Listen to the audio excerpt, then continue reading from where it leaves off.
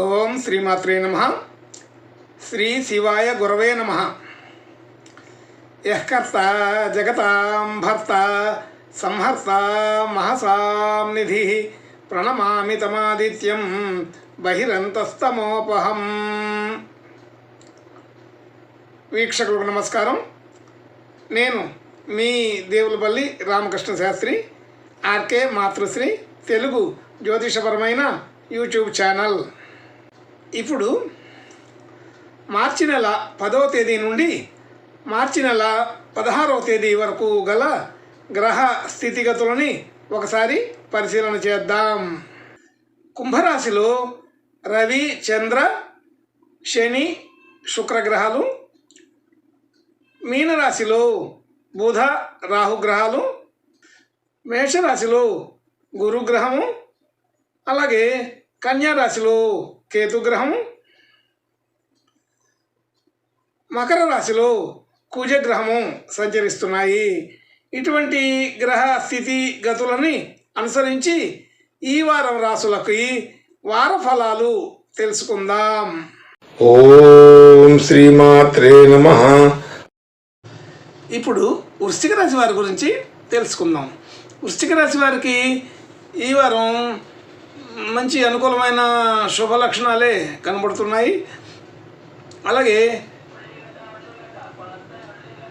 రాశి నుండి 3వ స్థానంలో కుజగ్రహం, 4వ స్థానంలో రవి, చంద్ర, శని, శుక్రగ్రహాలు, 5వ స్థానంలో బుధగ్రహం, రాహుగ్రహం, అలాగే 6వ స్థానంలో గురుగ్రహం, అలాగే 11వ స్థానంలో కేతుగ్రహం సంచరిస్తున్నాయి. ఇటువంటి గ్రహ సంచారముని అనుసరించి ఈ వారం ఈ వృశ్చిక రాశి వారికి అనుకూలమైన ఫలితాలు కనబడుతున్నాయి. సరైన నిర్ణయాలు తీసుకోవడం, చక్కగా అమలు చేయడం జరుగుతుంది. బాగా దృఢంగానే ఉంటారు. అలాగే మానసికంగా బాగా దృఢంగా ఉంటారు. అలాగే ధన యోగాదులు కూడా మంచి అనుకూలంగా ఉన్నాయి. ఈ వారం కొంత ధనయోగం పెరుగుతుంది. అలాగే మాట తీరు, వ్యవహారం కూడా మంచి అనుకూలంగానే ఉంటుంది. దైవ దర్శనాలు చేసుకోగలుగుతారు, ప్రయాణాలు చేయగలుగుతారు. అలాగే అన్ని విషయాల్లో కూడా కొంచెం దూకుడుగానే వెళ్ళగలుగుతారు.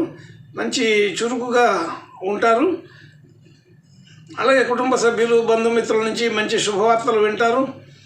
గృహ వాహనాది యోగాదులు అనుకూలంగా ఉన్నాయి.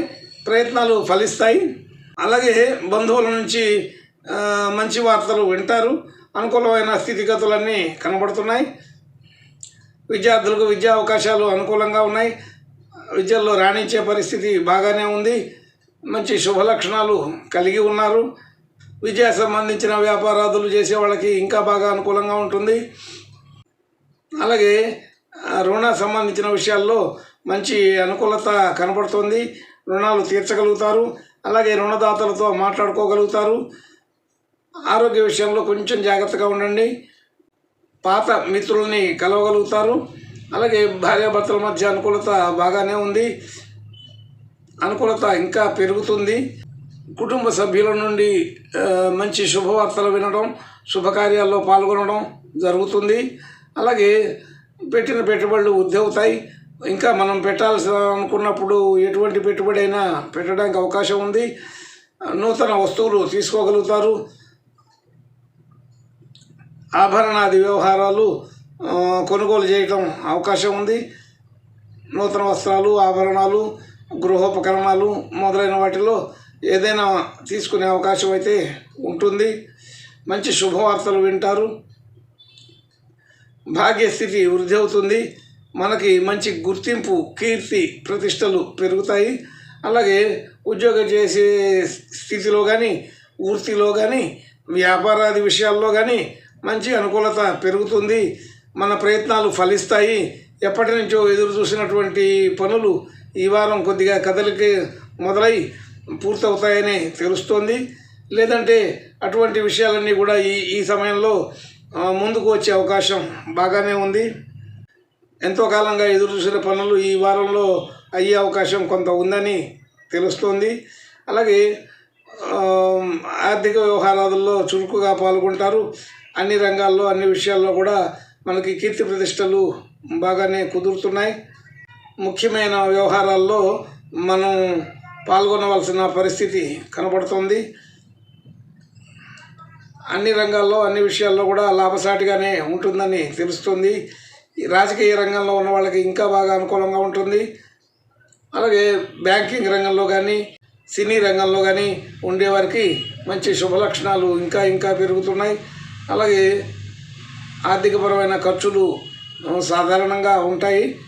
గతం కంటే కొంత విలాసం కనబడుతుంది. మంచి చురుకైన స్థితిగతులన్నీ కూడా కనబడుతున్నాయి. కొంత గతం కంటే వృద్ధికరమైన విషయాలు చాలా చూడగలుగుతాం. కాబట్టి ఈ వారం చాలా అనుకూలంగా ఉందనే చెప్పవచ్చు. అయితే ఈ వృశ్చిక రాశి వారికి ఇంకా మంచి శుభలక్షణాలు కలగడం కోసం ఈశ్వరుని ప్రార్థన నమస్కారాలు చేసుకుంటే బాగుంటుంది. శుభం భూయాత్. ఓం శ్రీమాత్రే నమః.